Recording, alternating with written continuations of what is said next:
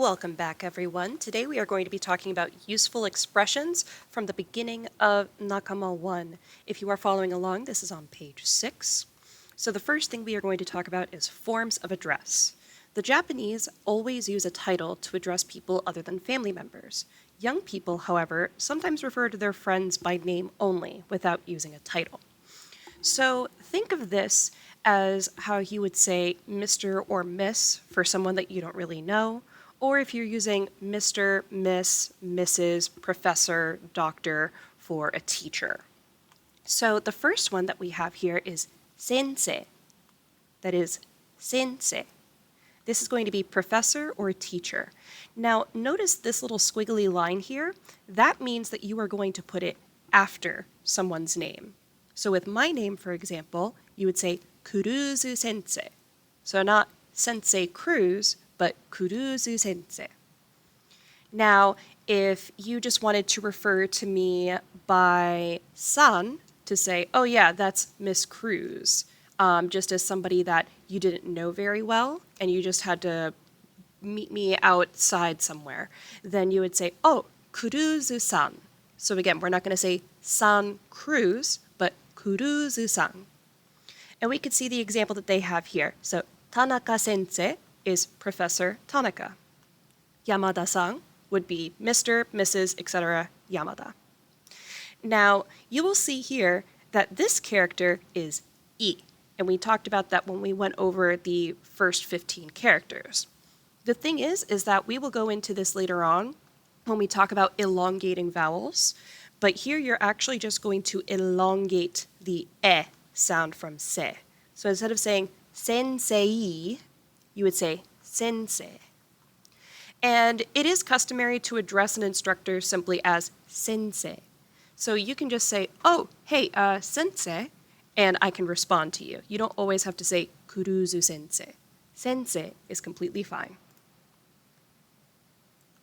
And the literal meaning of sensei is born ahead, which by extension means honorable master. For this reason, it is used to refer to other people, but never to oneself. Further, it can be used to address people in professions other than teaching, especially when the person in question has recognized expertise or performs a mentoring function. So what we mean by this is if you happen to have a mentor, someone who teaches you how to do something, maybe it's at a job that you have, then you can sometimes refer to them as your sensei because they are teaching you something. They are showing that they have expertise in an area, or they are being your mentor for something. It's also interesting to note that patients will refer to their medical doctors as sensei.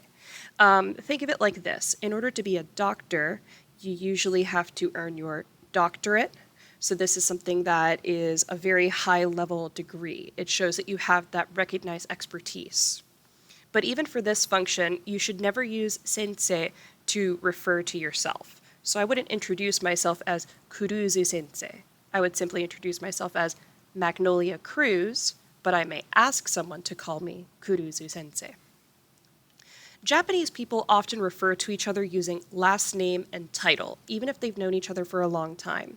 First names are primarily used among family members and close friends. So for example, if you have someone next to you and you don't know them incredibly well, or you aren't super close friends, you would say their last name and then san. But say you end up getting very close with them, they're a really good buddy of yours, then you could have first name, san, first name, kun, first name, chan, or in some cases, you could just use the first name without an honorific. San is a general term, but you should not use it when referring to yourself or to someone who should be addressed with a title such as sensei. So when you introduce yourself, if your name is Tammy, you would not say, my name is Tammy-san. You would say, oh, my name is Tammy. Similar to this, because I am a teacher, you would not refer to me as Kuruzu-san. You would have to refer to me as Kuruzu-sensei. All right, let's go and move on to our next area here. So we're going to talk about how to introduce ourselves.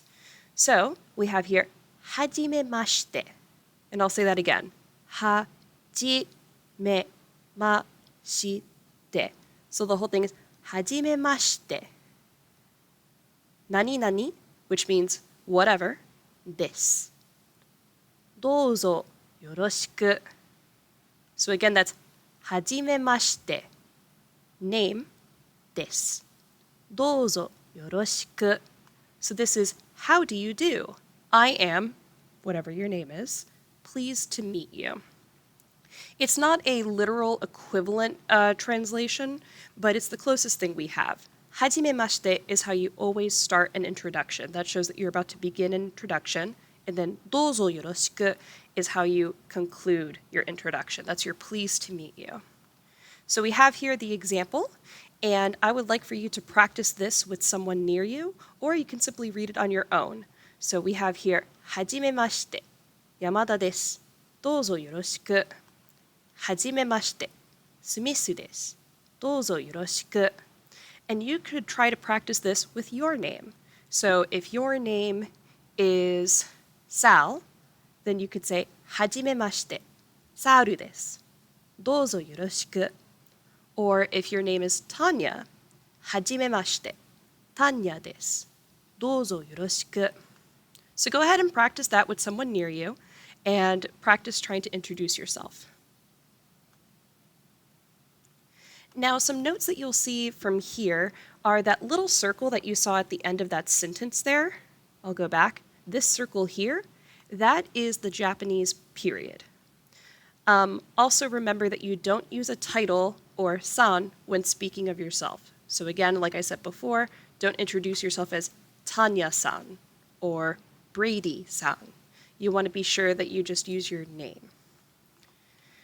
So, we are now going to do some conversation practice. So as I mentioned before, you are going to listen to your classmates as they introduce themselves, try to remember their names, and I want you to also practice introducing yourself to your classmates. Something else that you can also try is bowing.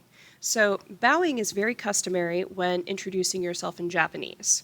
So if you don't know how to bow properly, I would be more than happy to go and show you during our live video, and I can also just explain it. So bowing, there are a few different ways of doing it depending on how formal you want to be with the person. If you just simply want to bow in order to introduce yourself to someone new, you typically want to go at about a 45-degree angle from your waist. For those of our masculine individuals, your hands are going to be at your sides and you're going to bow. Make sure that your eyes go down as you bow, because you don't want to go and lock eyes with someone while you bow. It looks very weird. It makes you look very intimidating. For those of us who are more on the feminine side, you will have one hand over the other, and those will be in front of you, and you will bow like that. And again, I will be more than happy to show this off in class so you can get a better idea of how this looks. All right, that is it for this introduction section. Thank you so much for watching, and be sure that you do practice how to introduce yourself and listen to your classmates as they introduce themselves. All right, I will see you in the next recording.